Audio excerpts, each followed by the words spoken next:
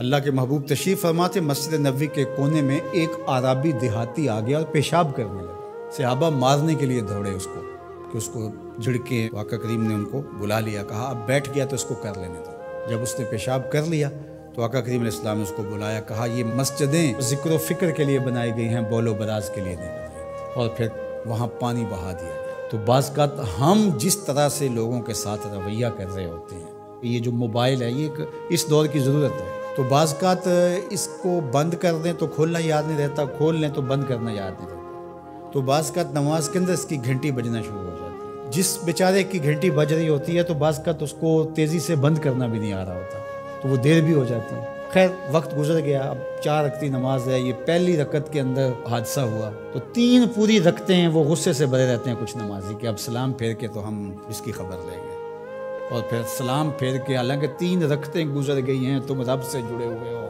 تمہیں تو یاد بھی نہیں ہونا چاہیے۔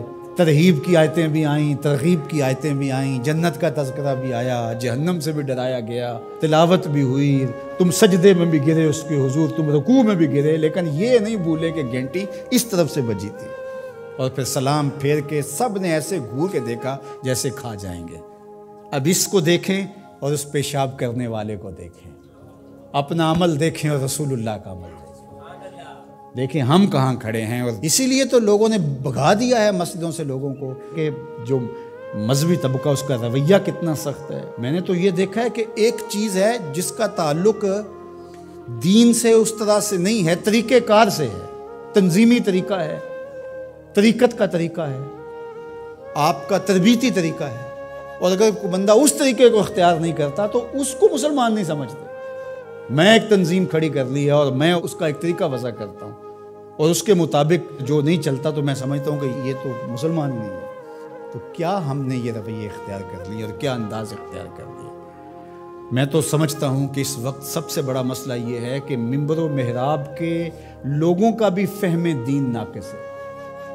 فہم دین ناقص ہے تو پھر کس طرح دین فروغ پائے گا؟ تو یہ ضرورت ہے کہ دین کو سمجھنا۔ تو شیطان کے طریقے ہیں، وہ علماء کو الگ ٹریٹ کرتا ہے، جاہلوں کو الگ ٹریٹ کرتا ہے، متکبر کو الگ ٹریٹ کرتا ہے، منکسر المزاج شخص کو الگ ٹریٹ کرتا ہے، اور ہر ایک کے لیے اس نے الگ الگ چیزیں رکھی ہوئی ہیں، ہر ایک کے لیے الگ پیکج ہے اس کے پاس۔ سخی کے لیے الگ ہے، سخت شخص کے لیے الگ ہے، متکبر کے لیے الگ ہے، مولوی صاحب کے لیے الگ ہے، پیر صاحب کے لیے الگ ہے، کارکن کے لیے الگ ہے، لیڈر کے لیے الگ ہے، حاکموں کے لیے الگ ہے، نمازیوں کے لیے الگ ہے، ہر ایک کے لیے الگ اس کے پاس پیکج ہے، اور اس کے ذریعے سے وہ سب کو لوٹ رہا ہے۔ یہ شیطان کے مکر ہیں، فریب ہیں۔ یا ایھا الناس کلوا مما فی الارض حلالا طیبا ولا تتبعوا خطوات الشیطان، اور شیطان کے قدموں کی پیروی نہ کرو۔ یہاں یہ خطوہ کی جمع ہے، قدم کی پیروی نہیں، قدموں کی پیروی نہ کرو۔ معلوم ہوا کہ شیطان کے پاس ایک چال نہیں ہے، اس کے پاس بڑی چالیں ہیں، وہ بڑے بڑے طریقے سے لوٹتا ہے، بڑے بڑے مکر سے لوٹتا ہے۔ آپ تاریخ پڑھیں، مرتبہ ولایت کے پہنچے ہوئے لوگوں کو اس نے برباد کیا۔ بلعم بن بورا کون تھا؟ مستجاب الدعوات ولی تھا نا، لیکن کہاں لڑک کے چلا گیا۔ اس لیے ہمیشہ اپنا محاسبہ کرتے رہنا چاہیے۔ شیطان ادھر سے بھی حملہ آور ہو سکتا ہے، ادھر سے بھی ہو سکتا ہے، آگے سے بھی ہو سکتا ہے، اور اس نے اللہ کے حضور قسم کھائی تھی وَبِعِزَّتِكَ لَأُغْوِيَنَّهُمْ أَجْمَعِينَ، تیرے سامنے یہ بات قسم کر کے کہہ رہا ہوں کہ میں تیرے بندوں کو تیرے تک نہیں آنے دوں گا، ان کے دائیں سے آؤں گا، ان کے بائیں سے آؤں گا، آگے سے آؤں گا، پیچھے سے آؤں گا، چاروں طرف سے حملہ۔ کدھر بھاگیں گے؟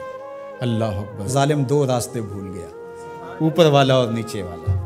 جب بندہ دعا کے لیے ہاتھ اٹھاتا ہے یا سر سجدے میں رکھ دیتا ہے، شیطان کچھ بھی نہیں کر پاتا۔ تو یہ دائیں سے بھی آ رہا ہے، بائیں سے بھی آ رہا ہے، آگے سے بھی آ رہا ہے، پیچھے سے بھی آ رہا ہے، اور اس نے خود اللہ کے سامنے قسم کی ہے، مجھے تیری عزت کی قسم، ان بندوں کو تیرے تک نہیں آنے دوں گا، چاروں طرفیں گھیر لوں گا۔ تو یہ چومکھی لڑائی ہے شیطان کے ساتھ، کبھی یہ کسی طرح سے آ جاتا ہے، کبھی کسی طرح سے آ جاتا ہے، کبھی کسی طرح سے آ جاتا ہے۔ تو اس کے بڑے مکر و فریب اور بڑے طریقے ہیں۔ اللہ تعالیٰ اس کے مکر و فریب سے ہمیں محفوظ فرمائے۔